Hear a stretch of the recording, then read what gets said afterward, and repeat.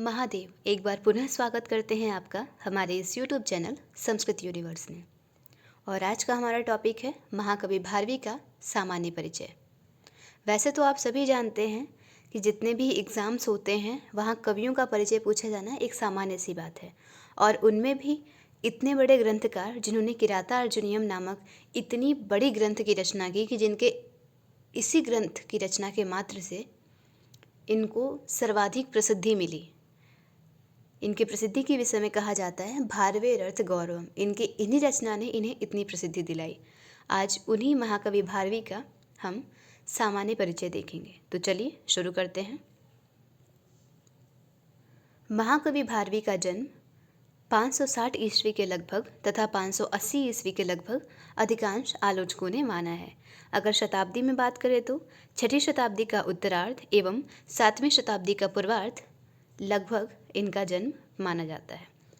भारवी का मूल नाम दामोदर था और भारवी इनकी उपाधि थी, जिस उपाधि से वह रचना किया करते थे।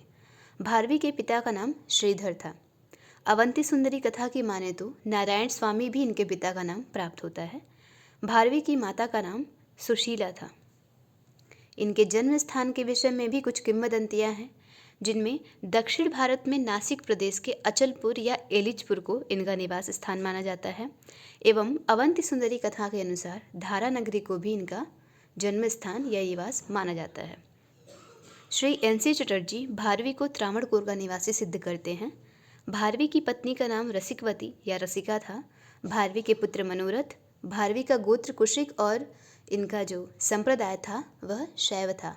चूँकि किरातार्जुनीयम में इन्होंने जो मंगलाचरण किया है और जिस प्रकार इन्होंने भगवान शिव के स्वरूप को दर्शाया है, उसे देखकर तो यही लगता है कि इनका जो संप्रदाय था वह शैव था, और इन्होंने इसका इन्होंने उल्लेख भी किया है।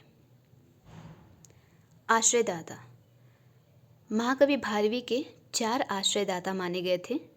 प्रथम विष्णुवर्धन, पुलकेशिन द्वितीय के अनुज माने जाते हैं। ये सिंह विष्णु अवंती सुंदरी कथा के अनुसार दुर्विनीत, ये महाराज दुर्विनीत जो महाराज अविनीत के पुत्र थे।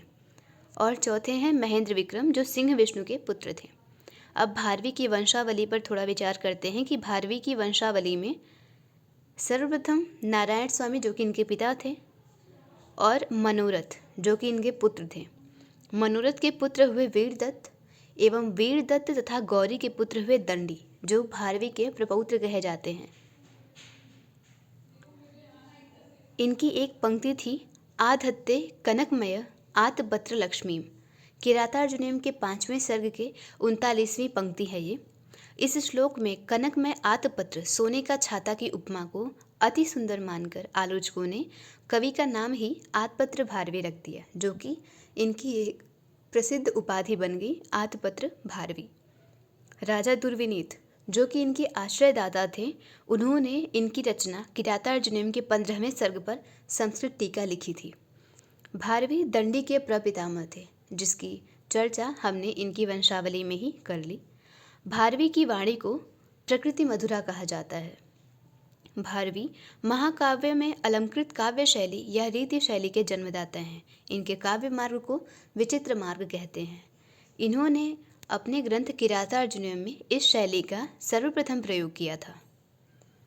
भारवी अर्थ गौरव के लिए प्रसिद्ध हैं, जो कि इनकी एक प्रशस्ति के विषय में यह पंक्ति उपलब्ध होती है कि भारवेरर्थ गौरवम।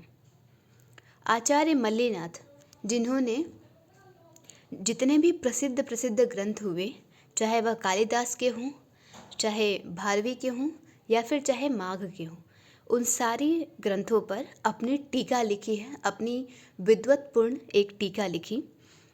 उसी तरह आचार्य मल्लीनाथ ने भारवी के किरातार्जुनीयम पर भी घंटापथ नामक एक टीका लिखी थी। भारवी राजनीति के प्रकांड पंडित हैं और उनका पांडित्य उनकी रचना में सर्वतः परिलक्षित होता है। मल्लीनाथ भारवी की कविता की उपमा नारिकेल फल से करते हैं। जिस प्रकार नारिकेल फल जो है वह ऊपर से कठोर परंतु अंदर से अत्यंत ही कोमल होता है, उसी प्रकार महाकवि भारवी की जो रचना है किरातार्जुनीयम, वह ऊपर से भले ही कठिन प्रतीत हो या बहुत कठोर प्रतीत हो या सहृदयों को आसानी से समझ में न आए, परंतु जब आप इसे समझने लगेंगे तो यह अंदर से उतनी ही कोमल एवं स्वादिष्ट होगी जैसे नारियल का फल होता है।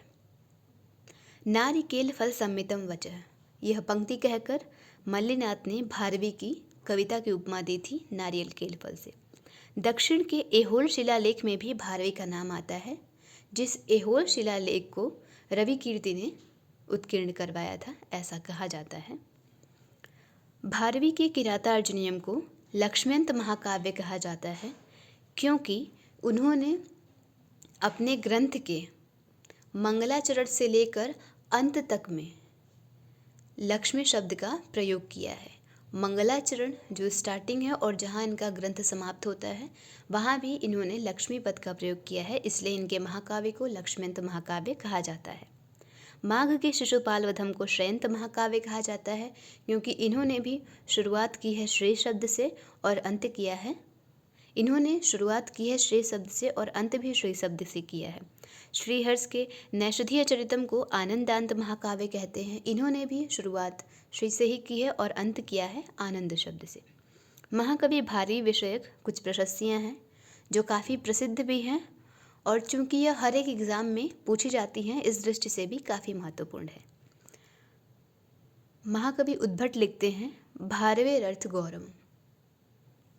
उसके पश्चात सुवृत्त तिलक में क्षेमेंद्र लिखते हैं वृत्त छत्रस्य सा कापि वंशस्थस्य विचित्रता प्रतिभा भारवेरेण सच्छायेन धिक्कृता।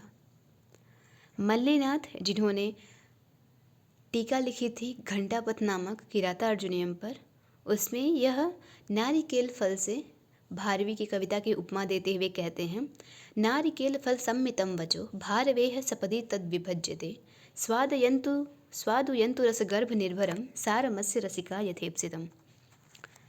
श्री कृष्ण कवि लिखते हैं प्रदेश नृत्यापि महान्तमर्थम प्रदर्शयन्ति रसमादधाना सा भारवेः सत्पथ दीपिकेव एषा कृतिः कैरिवनोपजीव्या। इसके पश्चात भाव प्रकाशकार शारदा तनय जी लिखते हैं तादात्म्यम रसभावयोः भारवी स्पष्टमुचीवान। श्रीधर दास ने अपने ग्रंथ सदुक्ति कर्णामृतम में लिखा है प्रकृति मधुरा भारवी गिरह। आचार्य कपिल देव द्विवेदी अपने ग्रंथ संस्कृत साहित्य के समीक्षात्मक इतिहास में लिखते हैं वंशस्थ वृत्तेन धृतात् पत्रो वृत्तेन संदर्शि राजवृत्तिः अर्थ प्रकर्षा हृतराजलक्ष्मीर् नृपायते भारवी रात्तकीर्तिः। इसके पश्चात ऐहोल शिलालेख में रवि कीर्ति लिखते हैं समेधावी कविर्विद्वान भारवी प्रभवो गिराम अनुसाध्या करोन मैत्रीम नरेंद्र विष्णुवर्धने। उम्मीद करती हूँ आपको आज का वीडियो पसंद आया होगा। धन्यवाद।